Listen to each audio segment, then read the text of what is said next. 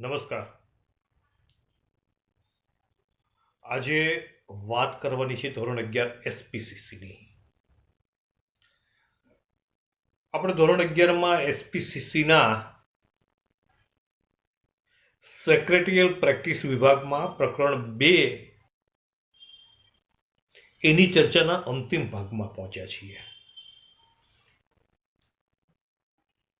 અને એ અંતિમ ભાગ પ્રકરણ 2 છે આપણો, એ કંપની સેક્રેટરી. અને એમાં આપણે સૌ પહેલા સેક્રેટરીના ગુણો, સેક્રેટરીની લાયકાતો, એની વાત આપણે કરી હતી. હવે પછી આપણે વાત કરવાની છે સેક્રેટરીની નિમણૂક અને એને લગતી જોગવાઈઓની. આ ત્રીજા ભાગ સાથે આપણું આ પ્રકરણ છે એ આપણે પૂરું કરશું.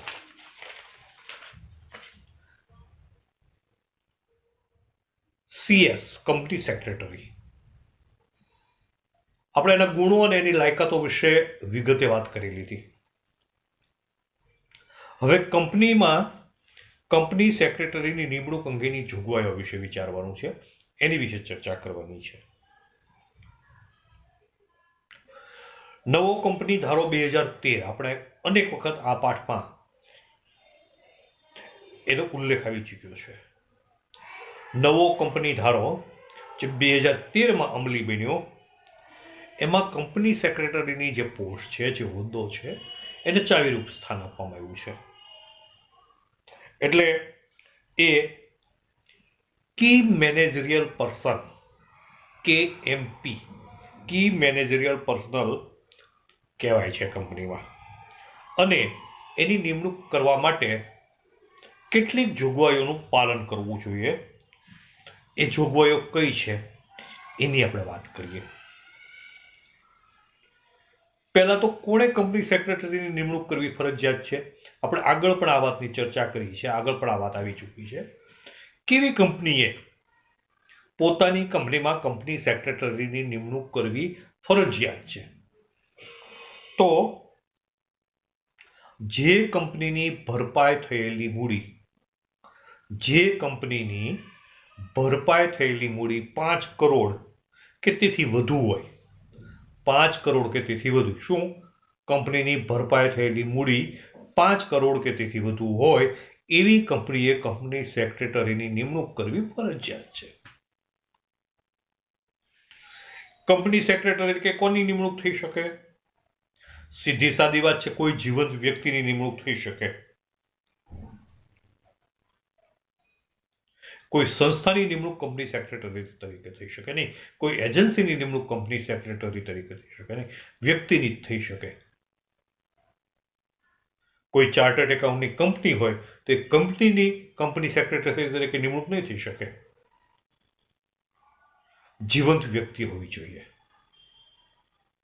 ત્રીજું, એની પાસે કેવી લાયકાત હોવી જોઈએ? આપણે આગળ વાત કરીએ, જે જીવંત વ્યક્તિની નિમણૂક કંપની સેક્રેટરી કરવામાં આવે એની પાસે ઇન્સ્ટિટ્યૂટ ઓફ કંપની સેક્રેટરીઝનું પ્રમાણપત્ર હોવું જોઈએ. ઇન્સ્ટિટ્યૂટ ઓફ કંપની સેક્રેટરીઝનું પ્રમાણપત્ર હોવું જોઈએ. કોની નિમણૂક ન થઈ શકે? એક તો જે પુખ્ત ઉંમરની ન હોય એવી વ્યક્તિની નિમણૂક ન થઈ શકે, કે જેને આપણે સગીર કહીએ છીએ. 18 વર્ષથી નીચેની ઉંમર સગીર. સગીર વ્યક્તિની નિમણૂક થઈ શકે નહીં. અસ્થિર મગજના કે નાદાર હોય એની નિમણૂક ન થઈ શકે. અસ્થિર મગજના કે નાદાર કે સગીરની નિમણૂક કંપની સેક્રેટરી તરીકે થઈ શકે નહીં. હવે જ્યારે કંપની સેક્રેટરી તરીકે નિમણૂક કરવી છે ત્યારે કંપનીએ ઠરાવ કરવો પડે.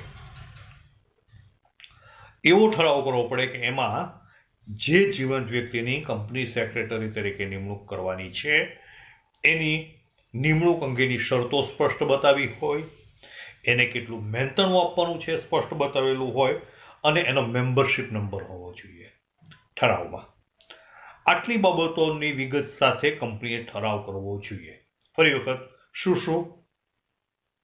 નોકરીની શરતો, મહેનતાણાની રકમ અને મેમ્બરશિપ નંબર. સામે જે વ્યક્તિની નિમણૂક થાય છે એ વ્યક્તિ પાસેથી પણ સંમતિપત્ર લેવું જોઈએ. શેનું? તો કે હું KMP કી મેનેજરિયલ પર્સનલ તરીકે કામ કરીશ. કંપનીના કી મેનેજરિયલ પર્સન તરીકે KMP તરીકે કામ કરીશ એવી સંમતિ કંપની સેક્રેટરી પાસેથી લેવી પડે. કંપની રજિસ્ટ્રાર પાસે બે વસ્તુ આપવી પડે કંપની રજિસ્ટ્રારને. શું? એક MZT 14 નંબરનું ફોર્મ, MZT 14 નંબરનું ફોર્મ અને સંચાલક મંડળનો ઠરાવ સાથે કંપની સેક્રેટરી પાસેથી લીધેલી સંમતિ. આ બધું છે એ રજિસ્ટ્રાર પાસે નોંધાવવું પડે. અને MR1 ફોર્મ નંબર MR1 સાથે જે વ્યક્તિની નિમણૂક કરી છે એની સંમતિ અને આ ઠરાવ એ 60 દિવસમાં નોંધાવવું પડે. 2 મહિનામાં. અહીંયા દિવસ કયા છે? 60 દિવસની અંદર નોંધાવવું પડે. એટલે કંપની સેક્રેટરીની નિમણૂક કરવાની, એને લગતા ફોર્મ ભરવાના, MGT 14 અને MR1, કંપની સેક્રેટરીનું સંમતિપત્ર લેવાનું, કંપનીનો ઠરાવ કરવાનો, એ ઠરાવની અંદર નિમણૂકની શરતો, મહેનતાણું અને સાથે સાથે મેમ્બરશિપ નંબર સાથેનો ઠરાવ. આ ફોર્મ, 2 ફોર્મ ક્યાં? MGT 14 અને MR1 સાથે કંપની સેક્રેટરી તરીકે જે વ્યક્તિની નિમણૂક કરીએ છીએ એ વ્યક્તિનું KMP તરીકે કામ કરવાનું, કી મેનેજરિયલ પર્સનલ તરીકે કામ કરવા માટેનું સંમતિપત્રક. આ બધા ડોક્યુમેન્ટ છે એ કંપની રજિસ્ટ્રાર પાસે સબમિટ કરાવવા પડે. આ છે એ સેક્રેટરીની નિમણૂક માટેની કાયદાકીય જોગવાઈઓ છે. આપણે એની વાત કરી. સેક્રેટરીની ફરજો અને એના કાર્યો, એની ડ્યુટીઝ અને ફંક્શન્સ, એના કામ અને એની ફરજો શું છે એની વાત આપણે આગળના વિભાગમાં કરીએ છીએ. કંપની છે જાહેર કંપની હોઈ શકે, બહુરાષ્ટ્રીય મલ્ટીનેશનલ કંપની પણ હોઈ શકે, ખાનગી કંપની પણ હોઈ શકે. આ બધી કંપનીઓમાં કંપની સેક્રેટરી છે એનું સ્થાન એક વિશેષ છે. આપણે આગળ અત્યાર સુધીની વાતમાં દરેક વખતે જોયું કે એ કી મેનેજરિયલ પર્સનલ છે, KMP છે. તો એનું સ્થાન એક વિશેષ છે. કંપની સેક્રેટરીની ફરજો અને એના કાર્યો એ આમ તો કંપની કેવડી છે એ કંપનીના કદ ઉપર, કંપનીનો ધંધાનો પ્રકાર કેવો છે એના ઉપર, નિમણૂકની શરતો આપણે આગળ જોઈ કે એને એના ઓર્ડર વખતે, નિમણૂક વખતે નિમણૂકની શરતો સ્પષ્ટ કરી છે એ શું છે, સંચાલક કે એને શું શું કામ સોંપ્યા છે એના ઉપર આધાર રાખે છે. તો પણ કેટલીક એની વિશેષ જવાબદારીઓ છે. ફરીથી વાતને રિપીટ કરીએ. કંપની સેક્રેટરીના કાર્યો કઈ કઈ બાબતો પર આધાર રાખે છે? તો કંપની કેવડી છે, કંપનીનું કદ, કંપનીના ધંધાનો પ્રકાર, એને નિમણૂક હુકમમાં કરેલી કામની શરતો અને એને સંચાલક મંડળે એટલે કે કંપનીના જે બોર્ડ ઓફ ડિરેક્ટર્સ છે એણે સોંપેલા કાર્યો છે એના આધારે કંપની સેક્રેટરીના કાર્યો અને ફરજો છે એ નક્કી થાય છે. કંપની સેક્રેટરીના કાર્યોની વાત કરીએ તો કાયદાની જે જોગવાઈઓ હોય એ જોગવાઈને આધીન, કાયદાની બહાર જવા નથી, કાયદાની જ જોગવાઈઓ છે વિવિધ કાયદાઓની, કારણ કે કાયદાઓનું જ્ઞાન હોવું એ કંપની સેક્રેટરી માટે અનિવાર્ય છે. તો સેક્રેટરીના કાર્યો એ કાયદાની જોગવાઈઓ મુજબ, એક મિનિટ,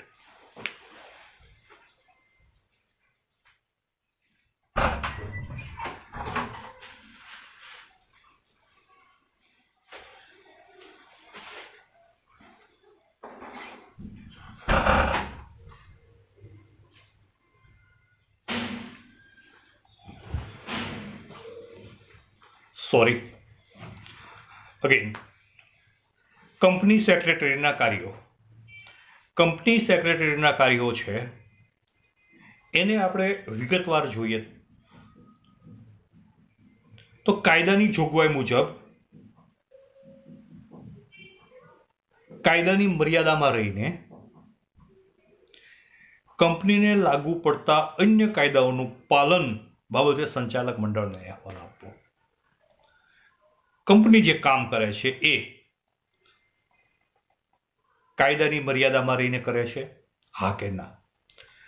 તમામ પ્રકારના કાયદાઓની જોગવાઈઓનું પાલન થાય છે. એ પાલન કરાવવાની સાથે કંપનીના કાર્યનો અહેવાલ સંચાલક મંડળને એને બોર્ડ ઓફ ડિરેક્ટર્સને આપવાનો છે. સેક્રેટરીયલ ધોરણો જે છે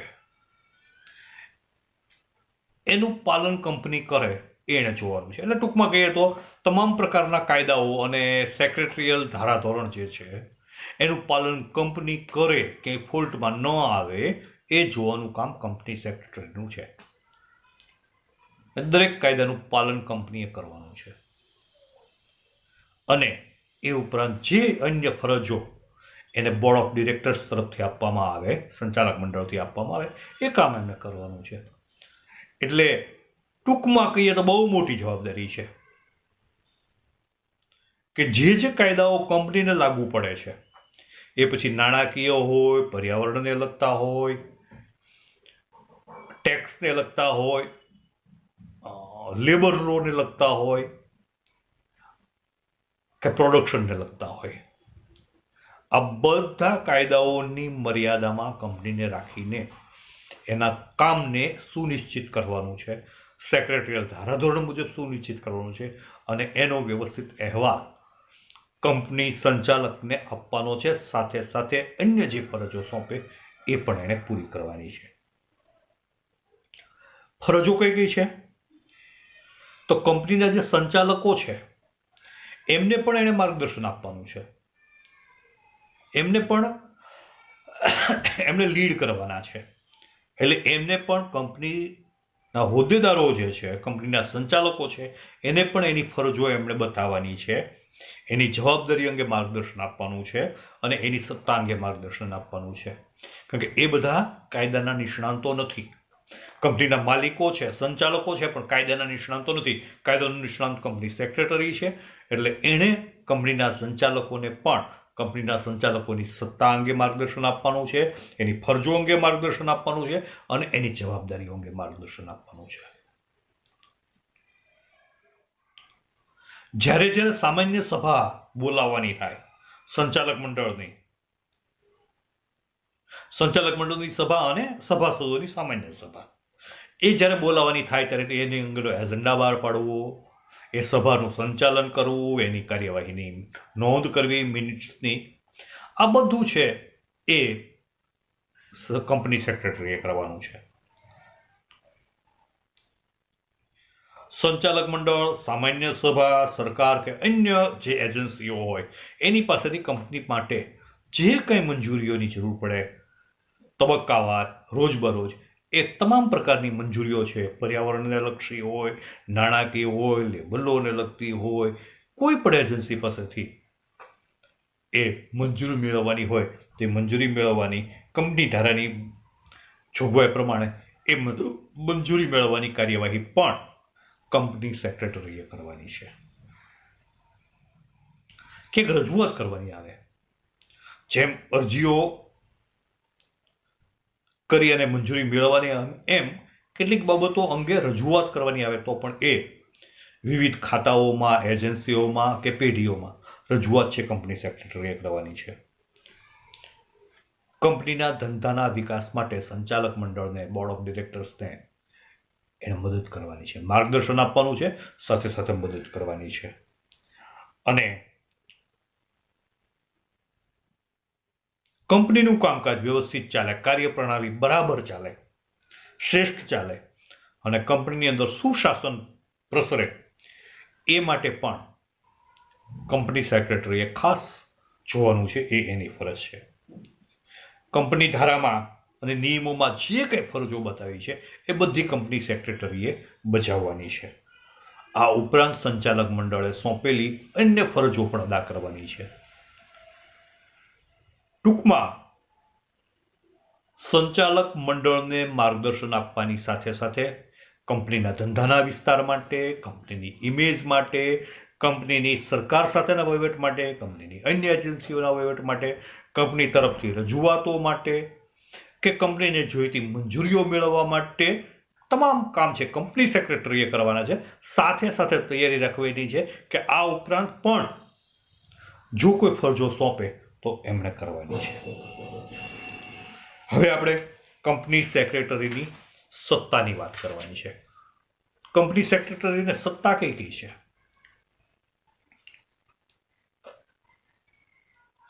અહીંયા આપણને 7 સત્તાની સ્પષ્ટ રીતે કંપની સેક્રેટરીને નવો કંપની ધારો જે છે 2013માં એમાં સ્પષ્ટ રીતે 7 સત્તાઓ કંપની સેક્રેટરીને આપવામાં આવી છે.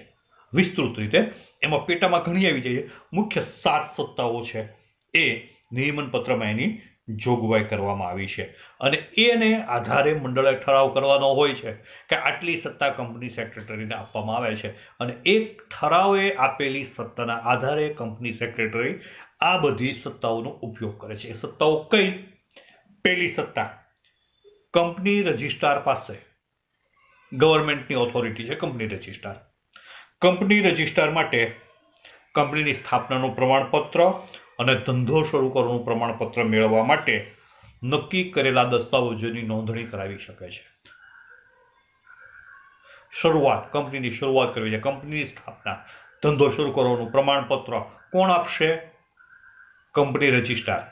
કંપનીની નોંધણી કરવા એને માટે તમામ પ્રકારના જે દસ્તાવેજો છે એ દસ્તાવેજો પૂરા પાડવાના અને દસ્તાવેજોની નોંધણી કરવાની સત્તા છે એ કંપની સેક્રેટરીની છે. શરૂઆત થઈ છે. જુઓ, કંપની નવી બનાવવી છે, કંપનીની સ્થાપના કરવી છે તો કંપનીની નોંધણી નંબર મેળવવો, ધંધો કરવા માટેનું પ્રમાણપત્ર મેળવવું અને આ નોંધણી માટેના પ્રમાણપત્ર મેળવવા માટે જે કોઈ દસ્તાવેજો છે એની નોંધણી કરવાની થાય.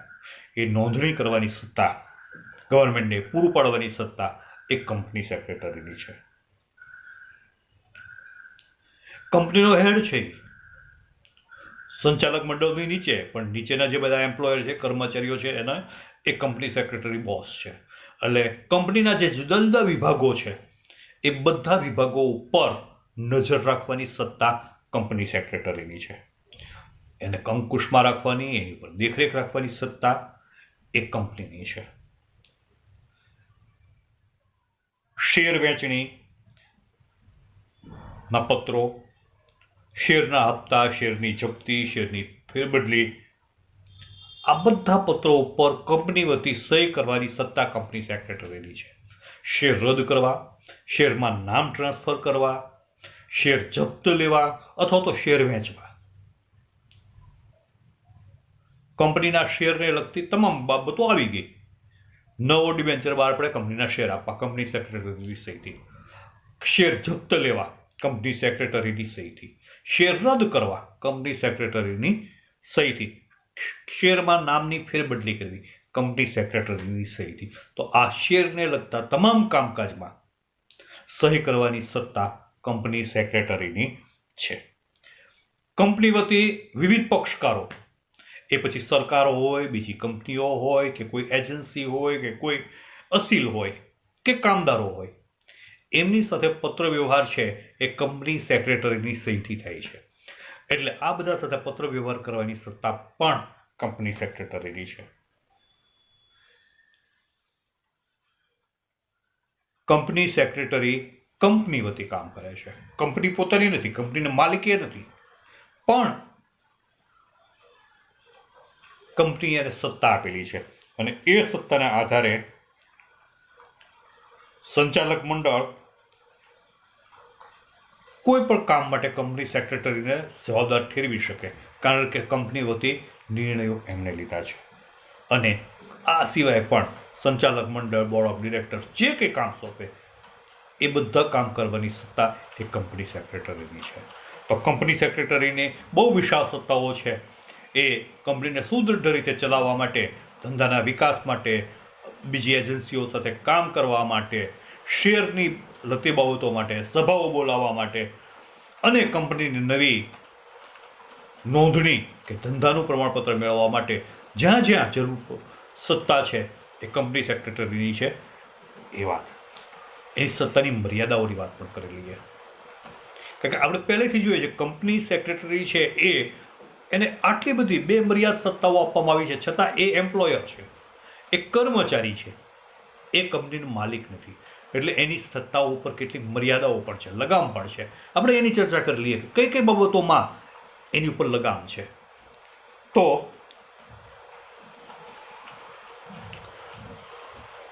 જ્યારે સભા બોલાવવી છે, એ સભાસદોની સભા હોય કે સંચાલક મંડળની સભા હોય, એમણે સંચાલક મંડળના આદેશ પ્રમાણે બોલાવવાની છે. પોતાની રીતે એ સભા બોલાવી શકે નહીં, એની અંદર સત્તા નથી. મીટિંગ બોલાવવાની એને સત્તા નથી સંચાલક મંડળની કે સભાસદોની, સંચાલક મંડળની પરવાનગી સિવાય, અથવા તો એ કહે નહીં ત્યાં સુધી એ સત્તા ન આપી હોય તો એ મીટિંગ ન બોલાવી શકે. કંપની વતી ઉછીના નાણાં ન લઈ શકે. કંપનીના કોઈ પણ કામ માટે એ સેક્રેટરી છે એ કોઈ બીજી વ્યક્તિ પાસેથી ઉછીના નાણાં ન લઈ શકે.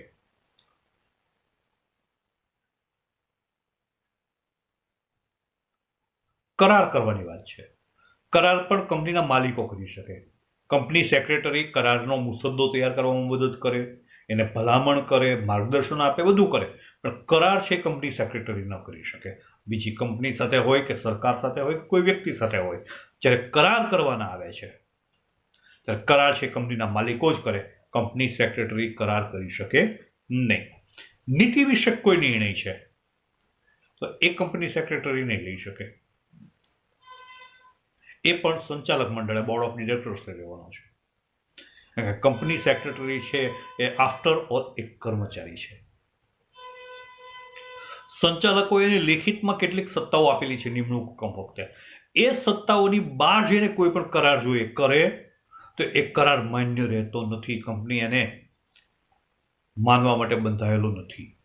કોર્ટમાં પણ એ કંપની કહી દે કે આ કરાર અમે નથી કર્યો, કારણ કે જ્યારે કંપની સેક્રેટરીને એવી સત્તા આપવામાં આવી નથી, એવો કોઈ કરાર એ કરી શકે નહીં. અને શેરની બાબતમાં પણ શેરની જે કંઈ પ્રોસેસ છે એ બોર્ડ ઓફ ડિરેક્ટર્સ કે કંપનીના માલિકોની પરવાનગી વિના એ શેરની વહેંચણી કરી શકે નહીં, શેર બહાર પાડી શકે નહીં, ડિબેન્ચર બહાર પાડી શકે નહીં. એટલે ઘણી બધી સત્તાઓ છે, કેટલીક મર્યાદાઓ છે. એ મર્યાદાઓ ફરી વખત તમને કહી દઉં, પોતાની ઈચ્છા મુજબ એ સભાસદોની સભા મીટિંગ બોલાવી શકે નહીં, સિવાય કે સંચાલક મંડળે એને એવું કરવા માટે કહ્યું હોય. નાણાકીય બાબતોમાં એ કંપની માટે કોઈ વ્યક્તિ પાસેથી નાણાં ઉછીના લઈ શકે નહીં. કરાર છે કંપની વતી એક કરાર કરી શકે નહીં. એને જેટલી સત્તા આપી હોય એટલા ડોક્યુમેન્ટમાં જ એ સહી કરી શકે. નીતિ વિશે કોઈ પણ નિર્ણય લેવાની સત્તા કંપની સેક્રેટરીની નથી. સંચાલકોએ આપેલી સત્તા સિવાયના કોઈ કરારો કરે તો એ કાનૂની રીતે માન્ય નથી. અને એ જાહેર જનતાને પણ કંપનીના સત્તાધિકારીઓ છે એની સંમતિ વિના શેરનું ડિસ્ટ્રીબ્યુશન કરી શકે નહીં. લાયબિલિટી, કંપની સેક્રેટરીની જવાબદારીઓ.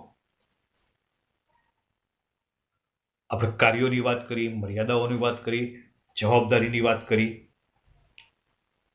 કંપની ધારાનું ઉલ્લંઘન પોતે કરવાનું નથી અને કંપનીના વ્યવહારમાં ન થાય એ કંપની સેક્રેટરીની જવાબદારી છે. કંપની ધારાની જોગવાઈઓ પ્રમાણે જ, કાયદા પ્રમાણે જ કામ થવું જોઈએ. કંપનીમાં પોતાએ પણ કાયદા પ્રમાણે, કંપની ધારાની જોગવાઈ પ્રમાણે કામ કરવાનું છે અને કંપની પણ એના દરેક ડિપાર્ટમેન્ટ કાયદાની જોગવાઈ પ્રમાણે કામ કરે એ જોવાની જવાબદારી, લાયબિલિટી કંપની સેક્રેટરીની છે. કંપની રજિસ્ટ્રારને સમયસર તમામ ડોક્યુમેન્ટ્સ પૂરા પાડવા એ જવાબદારી પણ કંપની સેક્રેટરીની છે. કંપની રજિસ્ટ્રારને નિયમાનુસાર જે ડોક્યુમેન્ટ જે સમયે પૂરા પાડવાના થતા હોય એ સમયે એ ડોક્યુમેન્ટ પૂરા પાડવાની જવાબદારી કંપની સેક્રેટરીની છે. સેક્રેટરી સત્તાનો દુરુપયોગ કરે અથવા તો કોઈ કામ માટે, કરાર માટે, ભલામણ કરવા માટે ગુપ્ત રીતે નાણાં કે કરપ્શન લે, લાંચ લે, તો એ કાયદેસર રીતે ગુનેગાર ઠરે છે. એને દંડ અને સજા થઈ શકે છે. દંડ અને સજા એને થઈ શકે છે.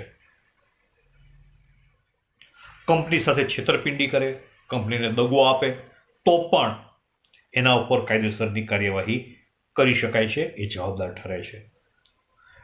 કંપની માટેના કામમાં બેદરકારી દાખવે, બેદરકાર રીતે પોતાની જવાબદારીને સમજે નહીં અને બેદરકાર રહી જવાબદારીમાં, ફરજોમાં, અને જો કંપનીને નુકસાન કરે તો પણ એ ભરપાઈ કરવાની જવાબદારી કંપની સેક્રેટરીની છે.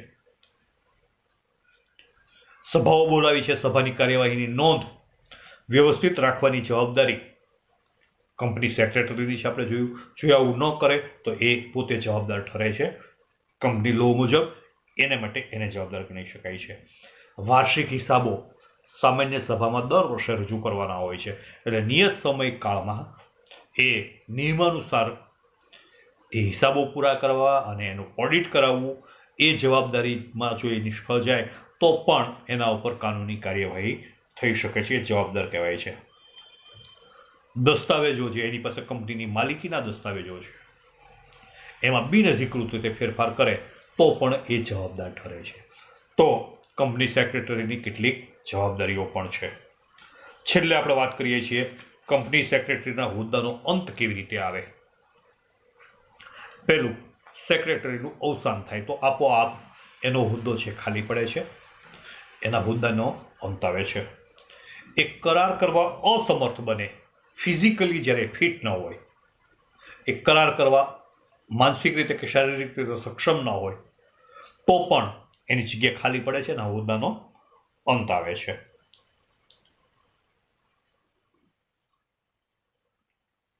આ બધું એને નિમણૂકનો કરાર હોય ને ત્યારે એમાં લખીને આપેલું હોય છે કે આવા સંજોગોમાં તમારા હોદ્દાનો અંત આવશે. કંપની નોટિસ આપીને સેક્રેટરીને છૂટો કરે ત્યારે લાગે કે આ કંપનીએ જે કામ સોંપ્યું છે ફરજો પ્રત્યે બેદરકાર છે, ત્યારે કંપની સેક્રેટરીને નોટિસ આપી અને પોતાનો હોદ્દો છોડવા કહી શકે, ત્યારે એના હોદ્દાનો અંત આપે છે. એવી જ રીતે કંપની સેક્રેટરી પોતે પણ રાજીનામું આપી શકે. કંપની એનો હોદ્દો છોડાવી શકે એમ પોતે પણ હોદ્દો રાજીનામું આપીને છોડી શકે. કંપની સાથે વિશ્વાસઘાત કરે, દગો કરે કે છેતરપિંડી કરે તો પણ એના હોદ્દાનો અંત આવે છે. સાબિત થાય કે એને છેતરપિંડી કરી છે, દગો કર્યો છે, વિશ્વાસઘાત કર્યો છે, તો આપોઆપ એના હોદ્દાનો અંત આવે છે. એ ઉપરાંત બેદરકારી દાખવે, જે ક્ષમા ન આપી શકાય એવી, માફ ન કરી શકાય એવી બેદરકારી પોતાની ફરજ પ્રત્યે રાખે અને કંપનીને નુકસાન કરે તો પણ એના હોદ્દાનો અંત આવે છે. હમણાં વાત કરીએ એમ કરપ્શન કરે, છુપી રીતે નાણાં મેળવે, કરારો કરવા માટે એ કોઈ પાસેથી લાંચ લે તો પણ, અને કંપની ધારાની જોગવાઈઓનું પાલન ન કરે તો પણ એના હોદ્દાનો અંત આવે છે. એવી જ રીતે કંપની જો પોતે જ ફડચામાં જાય અથવા તો કંપની જ બંધ થઈ જાય તો પણ આપોઆપ આ કંપની સેક્રેટરીના હોદ્દાનો અંત આવે છે. તો આમ 9 બાબતો છે કે જેમાં કંપની સેક્રેટરીના હોદ્દાનો અંત આવે. અવસાન, શારીરિક રીતે અસમર્થતા, બીજું. ત્રીજું, કંપની નોટિસ આપીને છૂટું કરે. ચોથું, પોતે રાજીનામું આપે. પાંચમું, કંપની સાથે છેતરપિંડી, વિશ્વાસઘાત કે દગો કરે. છઠ્ઠું, અક્ષમ્ય બેદરકારી દાખવે. સાતમું, કંપની ધારાની જોગવાઈઓનું પાલન ન કરે. આઠમું, કરપ્શન કરે. અને નવમું, કંપની ફડચામાં જાય ત્યારે. આ 9 બાબતો એવી છે કે જેમાં કંપની સેક્રેટરીના હોદ્દાનો અંત આવે છે. આમ પાઠના અંતમાં આપણે જોઈએ તો વાણિજ્ય વ્યવસ્થામાં, આજના આ કોર્પોરેટ જગતમાં કંપની સેક્રેટરીનું ખૂબ મોટું મહત્વ છે. વાકચાતુર્ય, સારો દેખાવ, અંગ્રેજી ભાષા ઉપરનું પ્રભુત્વ, બીજી ભાષા ઉપરનો સારું જ્ઞાન, આ ઉપરાંત વિવિધ કાયદાઓનું જ્ઞાન, આ બધી નિપુણતા હોય અને માન્ય પ્રમાણપત્ર હોય તો આ એવું વ્યક્તિત્વ છે જે કંપનીને ખૂબ મદદરૂપ થઈ શકે છે. એટલે અહીંયા આપણે આ પાઠને પૂરો કરીએ છીએ. હવે પછી જ્યારે એસપી વિભાગ લઈએ ત્યારે આપણે પ્રકરણ 3 કંપનીની સ્થાપના વિધિ, હમણાં જ આપણે વાત કરી કે જ્યારે કંપનીની સ્થાપના થાય ત્યારે કંપની રજિસ્ટ્રારને કેટલાક દસ્તાવેજો આપવાના હોય છે, આ શું છે એ બધી વાત આપણે પ્રકરણ 3માં હવે પછીના પીરિયડમાં આગળ કરશું. ત્યાં સુધી વંદે માતરમ. જય હિન્દ, જય ભારત. આવજો.